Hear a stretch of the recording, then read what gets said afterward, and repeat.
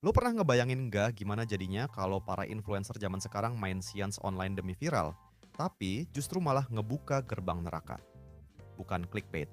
Itu beneran premis dari film Science Games Metaxu, rilisan tahun 2024 yang meskipun ratingnya jeblok, justru bikin penasaran banyak orang. Film ini mungkin bukan masterpiece, tapi ia menyimpan sesuatu yang menarik, sebuah komentar sosial yang dibungkus dalam horor supernatural. Jadi, apakah film ini layak buat lo tonton atau justru hanya buang-buang waktu? Mari kita bahas.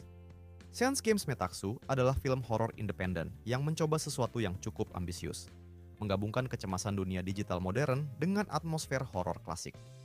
Disutradarai oleh Tane McClure yang juga ikut main di dalamnya, film ini mengusung ide yang sebenarnya relevan banget dengan zaman sekarang. 4 influencer muda memutuskan untuk ikut tren live stream seance, dan ya, dari situ semuanya berubah. Tapi kita nggak akan spoiler.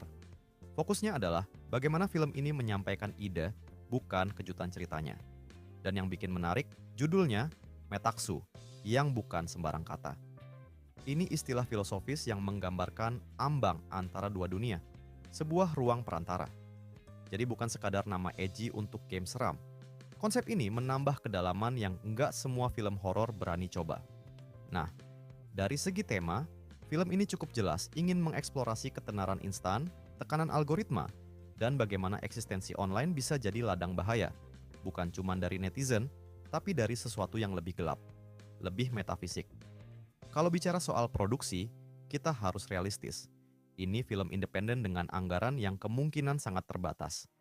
Lo nggak bisa berharap CGI kelas atas atau set megah ala Hollywood. Tapi justru disinilah menariknya. Rumah terpencil yang jadi latar film ini dimaksimalkan untuk menciptakan suasana terisolasi, sunyi, dan mencekam. Sebuah pilihan klasik, tapi masih efektif. Beberapa review bahkan bilang bahwa film ini punya vibe ala Hitchcock. Agak berlebihan? Mungkin, tapi itu menunjukkan ada penonton yang ngerasa film ini punya tensi dan suspense yang lumayan ngena. Kalau begitu, kita nggak bisa tutup mata. Pacingnya kadang lambat, editingnya belum sempurna, dan efek horornya ya, ada yang bilang agak cringe. Tapi hey, buat sebuah karya independen yang jelas-jelas nggak punya sokongan studio besar, usaha mereka patut dihargai. Apalagi ketika McClure ngambil dua peran sekaligus, sebagai sutradara dan aktor. Itu bukan hal mudah, dan dia bukan satu-satunya nama besar di sini. Ada Eric Roberts juga, aktor kawakan yang seenggaknya ngasih bobot lebih pada proyek ini. Soal acting, ini bagian yang paling memecah belah. Ada penonton yang ngerasa chemistry para pemeran, khususnya para influencer, terasa alami dan engaging.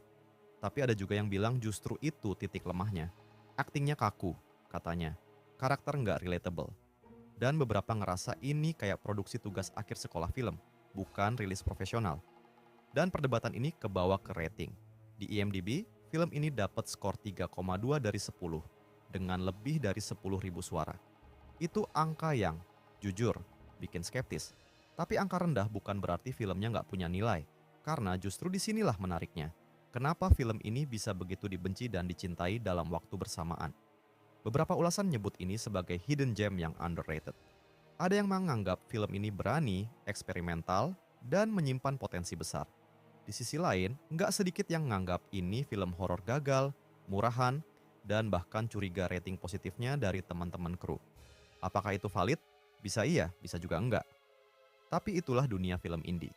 Penuh kontroversi, penuh eksperimen, dan seringkali nggak untuk semua orang. Untuk lo yang suka horor dengan budget besar, efek bombastis, dan jumpscare intens, mungkin Science Games. Metaxu bukan buat lo. Tapi, kalau lo termasuk penonton yang suka mengeksplorasi film-film horror out of the box, yang ngangkat isu sosial kekinian, dengan pendekatan low budget yang tetap punya ambisi, film ini patut dicoba. Film ini tersedia di platform seperti Tubi, Prime Video, dan juga bisa disewa di Microsoft Store. Jadi aksesnya cukup gampang. Lo bisa nonton sendiri dan putuskan masuk ke kubu yang bilang ini underrated atau kubu yang langsung bilang skip aja deh. Yang jelas, Science Games.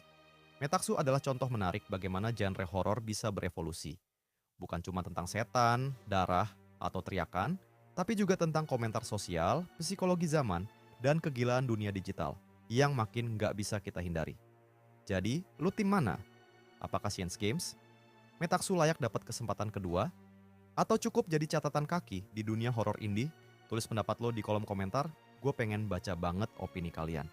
Dan kalau lo suka konten analisis horor begini, jangan lupa klik like, subscribe, dan nyalain lonceng notifikasi. Karena masih banyak film aneh, unik, dan terabaikan yang siap kita kulik bareng-bareng. Sampai jumpa di video selanjutnya, dan hati-hati kalau ada tantangan seanse viral.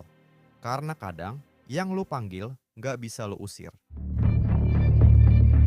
You've always liked him.